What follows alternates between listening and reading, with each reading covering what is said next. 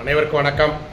நான் அருப்புக்கோட்டை அண்ணாமலையார் ஜோதிட நிலையத்திலிருந்து உங்கள் ஆஸ்தான ஜோதிடர் ஜெய்சங்கர் பேசுகிறேன். என்ன பார்க்க போகிறோம் அப்படின்னா, கிரகங்கள் உச்ச வீட்டில் நின்று அது தரக்கூடிய தீய பலன்கள். என்னையா சொல்கிறீங்க, உச்ச வீட்டில் இருந்தால் நன்மை தானே செய்யணும் அப்படின்னா, அளவுக்கு மிஞ்சினால் அமிர்தமும் நஞ்சு. கேள்விப்பட்டிருக்கோம், படிச்சிருக்கோம், பார்த்துருக்கோம், கேட்டிருக்கோம். அளவுக்கு மிஞ்சினா எல்லாமே நஞ்சு தாங்க. அது உணவாக இருக்கட்டும், எதுவாக இருக்கட்டும், மதுவாக இருக்கட்டும், மாதாக இருக்கட்டும், சரிங்களா, எதுவுமே அளவாக கிடச்சிச்சின்னா ரொம்ப சிறப்பு, நம்ம அனுபவிக்கலாம். அதுவே ரொம்ப ஓவர் ஆயிடுச்சுன்னா நம்ம அனுபவிக்க முடியாது. ஸோ அது மாதிரி கிரகங்கள் உச்ச நிலையில் இருக்கும்போது தரக்கூடிய தீய பலன்கள் என்ன அப்படின்னா, முதல்ல ஃபஸ்ட்டு சூரியன் உச்சத்தில் இருக்குது அப்படின்னா அது தரக்கூடிய நன்மைகள் ஒரு பக்கம் இருக்கட்டும். இப்போ நம்ம தீய பலன்கள் மட்டும் பார்க்குறோம். என்னென்னா, ரொம்ப அதிகார திமிர், ஆணவம், யாரையும் மதிக்காத ஒரு தன்மை, அடங்கா தன்மை, சரிங்களா, கோபம், குடும்பத்தில் சண்டை, இது எல்லாம் நடக்கும் சூரியன் உச்சத்தில் இருந்தால். சரி, சந்திரன் அது தரக்கூடிய நன்மைகள் அது ஒரு பக்கம் இருக்கட்டும். ஏன்னா எல்லா கிரகங்களுமே உச்சத்தில் இருக்கும்போது நன்மைகள் நிறைய செய்யும். இருந்தாலும் அது ஒரு 60% அப்படின்னா 40% கெடுதல் பலன்களே. ஏன்னா நன்மை தீமை எல்லாம் கலந்ததான வாழ்க்கை. அப்படிங்கிறப்ப சந்திரன் உச்சத்தில் இருக்கும்போது அது செய்யக்கூடிய நன்மைகள் வேறு, கெடுதல் பலன்கள் என்னென்ன அப்படின்னா, இவங்க அதிகமான உணர்ச்சி வசப்பட்டு பல காரியங்களில் இவங்களே சூனியம் வச்சுக்கிடுவாங்க. ரொம்ப உணர்ச்சி வசப்படுவாங்க. மனக்குழப்பம் நிறைய இருக்கும். தேவையற்ற பயணங்களால் வீண் செலவு அது நிறைய பண்ணுவாங்க. சரிங்களா, அதே போல் மனக்குழப்பம், யாரையும் நம்பாமல் கெடுவது, இது சந்திரன் உச்சத்தில் இருந்தால். செவ்வாய் உச்சத்தில் இருக்குன்னு வச்சுக்கோங்களேன், இவரை கேட்கவே வேணாம். அளவுக்கு அதிகமான கோபம், இரத்த கொதிப்பு வந்துடும் இவங்களுக்கு. சரிங்களா, குடும்பத்தில் சண்டை, போகிற இடம்லாம் சண்டை, தான் பெரிய வீரன், நம்ம சொல்கிறத எல்லோரும் கேட்கணுன்ற ஒரு மமதையிலேயே இவங்க போகிற இடம் பூரா சண்டை வச்சுக்குவாங்க. அனைவரையும் பகைத்து கொள்வார்கள். விபத்துக்கள், நிறைய விபத்துக்கள் நடக்கும். அதே போல் வன்முறைகள், சண்டை சச்சரவுகள் பண்ணி போலீஸ் ஸ்டேஷன் வரைக்கும் போவாங்க செவ்வாய் உச்சத்தில் இருக்கிறவங்க. சரிங்களா, புதன் உச்சத்தில் இருக்குன்னு வச்சுக்கோங்களேன், இவங்களுக்கு தான் ரொம்ப அறிவாளின்னு நினப்பு. அதனாலே இவங்க மற்றவங்கள மதிக்க மாட்டாங்க, மற்றொரு சொல் கேட்க மாட்டாங்க. சரிங்களா, போக காதலில் ஈடுபட்டு தோல்வி ஏற்படும், காதல் தோல்வி. அதே போல் நரம்பு தளர்ச்சி, நரம்பு பிரச்சனைகள், இது எல்லாமே இவங்களுக்கு கிடைக்கும். போக மற்றவங்களுடைய நம்பிக்கைக்குரியவர்களாக இருக்க மாட்டாங்க. நான் சொல்கிறது கெடுபலன்கள். அது உச்சத்தில் இருக்கிற கிரகம் புதன் இருக்குது அப்படின்னா அது ஒரு 40% தான் சொல்லும். 60% நன்மை செய்யும், அது வேறு விஷயம்.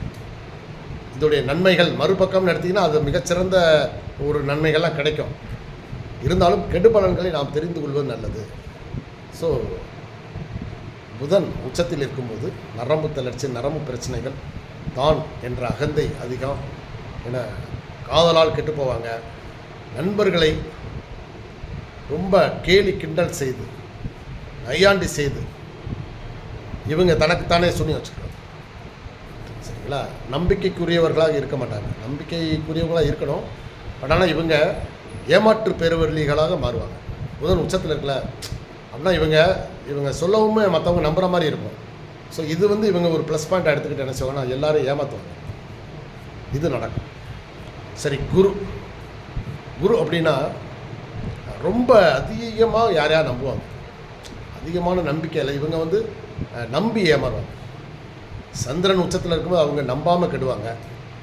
ஆனால் குரு உச்சத்தில் இருந்தால் இவங்க ஒருத்தங்க மேலே அளவுக்கு அதிகமான நம்பிக்கை வச்சு அந்த பேர் வழி மோசடி பேர் வழியாக இருப்பாங்க. ஆனால் அவனைத்தான் இவங்க நம்புவாங்க. அதே போல் நிதி விஷயத்தில் ஷேர் மார்க்கெட்டு அது இதுன்னு போட்டு நிதி இழப்பு. குரு உச்சத்தில் இருந்தால் பணம் நிறையா வரணும்ல, வரும் ஒரு பக்கம். ஆனால் அதே நேரத்தில் இது வந்து தீய பலன்கள்ன்றதுனால பண இழப்பு ஏற்படும். நிதி மோசடி அதில் சிக்கிக்கிடுவாங்க. இவங்க பண்ண மாட்டாங்க, ஆனால் இவங்க வந்து சிக்கிக்கிடுவாங்க. பெரியவங்கள மதிக்க மாட்டாங்க. ஓயா இன்னொன்று, குரு உச்சத்தில் இருக்கிறவங்க வந்து யார் சொல்ல கேட்கவும் மாட்டாங்க. நம்ம ஏதாவது ஒருத்தங்க புத்திமதி சொல்கிறாங்கன்னு வைங்களேன், இப்போ வீட்டில் அம்மாவே சொல்கிறாங்க அப்படின்னா, போமா உனக்கு ஒன்றும் தெரியாது அப்படின்னு இவங்க அவங்களுக்கு பாடம் எடுப்பாங்க. ஏன்னா குரு வாத்தியார் இல்லையா, அதனால் வந்து இவங்க மற்றவங்களுக்கு பாடம் எடுப்பாங்க. யாராவது இவங்களுக்கு ஏதாவது ஒரு கோளாறு சொல்லிட்டா போதும், அல்லது ஒரு புத்திமதி சொன்னால் போதும், இவங்க அவங்களுக்கு அவங்க சொன்னதுக்கு மேலே இவங்க 2 மடங்கு அவங்களுக்கு சொல்லுவாங்க. நீ பேசாமல் இருமா, உனக்கு ஒன்றும் தெரியாது, எனக்கு எல்லாம் தெரியும் அப்படின்ற ஒரு மமதை இவங்களுக்கு இருக்கும். சரிங்களா? சரி, சுக்கிரன் வந்து பார்த்திங்கன்னா வீணான ஆடம்பர செலவு. பண வரவு ஒரு பக்கம் வரும், ஆனால் அதை செலவு ஆடம்பரம் மற்றும் இவங்க சுகத்துக்காக, அதாவது உடல் சுகத்துக்காக நிறைய செலவு பண்ணுவாங்க. சுற்றுலாவுக்கும் போவாங்க. என்னென்ன அனுபவிக்கணுமோ அந்த அனுபவிக்கிறதுல விரயத்தை பண்ணிகிட்டே இருப்பாங்க. ஒரு பக்கம் வரவு வந்துக்கிட்டே இருக்கும். சுக்கிரன் உச்சத்தில் இருந்தால் ஒரு பக்கம் பண வரவு, ஆனால் அந்த பண வரவு கையில் நிற்காத அளவுக்கு இவங்களுக்கு செலவு வந்துக்கிட்டே இருக்கும். விபச்சாரம் அதில் ஈடுபடுவாங்க. அதான் உடல் சுகத்துக்காக என்ன வேணாலும் இவங்க வந்து செலவழிக்க தயாராக இருப்பாங்க.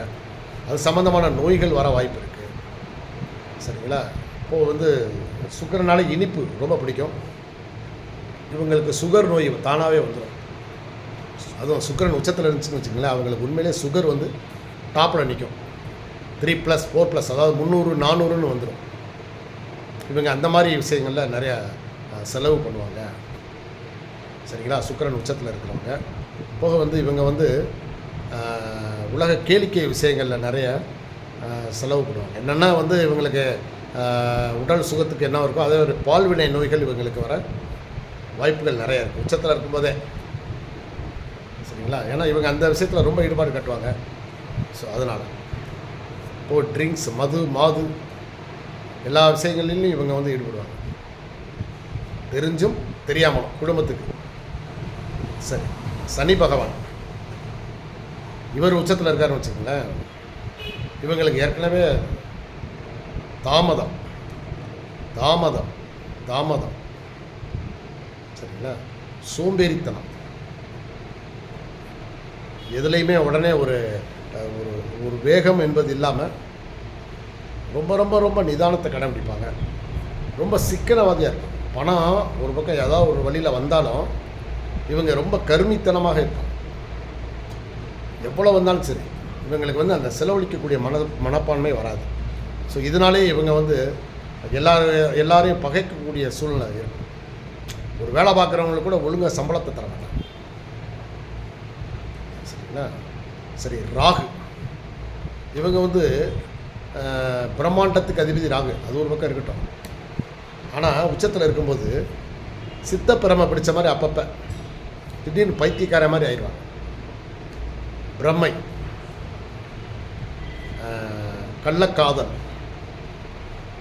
விரக்தி, மன விரக்தி இவங்களுக்கு ரொம்ப அதிகமாக இருக்கும்.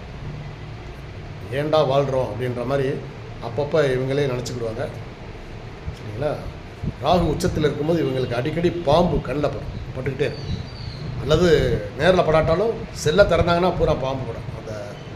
அதனால் அந்த மாதிரி இதெல்லாம் இவங்களுக்கு நடக்கும். சரி, கேது இவங்களுக்கு வந்து எப்பயுமே தனிமை, தாமதம், எல்லாத்துலேயும் தாமதம், தனிமை, ஆன்மீகத்தில் கொஞ்சம் ரொம்ப ஈடுபாடு கட்டிடுவாங்க. ஸோ ஃபேமிலியை விட்டு கொஞ்சம் விலகிக்குவாங்க, அல்லது குடும்பத்தில் நாட்டம் இல்லாமல் இருக்கும். கேது உச்சத்தில் இருக்கிறவங்க பார்த்திங்கன்னா தாம்பத்தியத்தில் ஈடுபட மாட்டாங்க. அவங்களுக்கு அந்த சுகமே தேவையில்லைன்ற மாதிரி இருக்கும். இப்போ எதுலேயும் ஆசை வராது. உச்சத்தில் இருப்பாங்க, ஆனால் ஆசை வராது. எவ்வளவு பணம் ஒரு பக்கம் இவங்க எது வேண்டாம்னு நினைக்கிறாங்களோ அது கிடைக்கும். ஏன்னா ராகுவும் கேதுவும் ரிவர்ஸ் கிரகம். ஸோ நம்ம வந்து நம்ம இவங்க வேணும்னு நினைக்கிறது கிடைக்காது, ஆனால் வேண்டாம்னு நினைப்பாங்க பார்த்தீங்களா, அதுதான் இவங்களுக்கு கிடச்சிக்கிட்டே இருக்கும். இதுதான் இவங்க இந்த உச்ச கிரகங்கள் தரக்கூடிய தீய பலன்கள். நன்றி, வணக்கம்.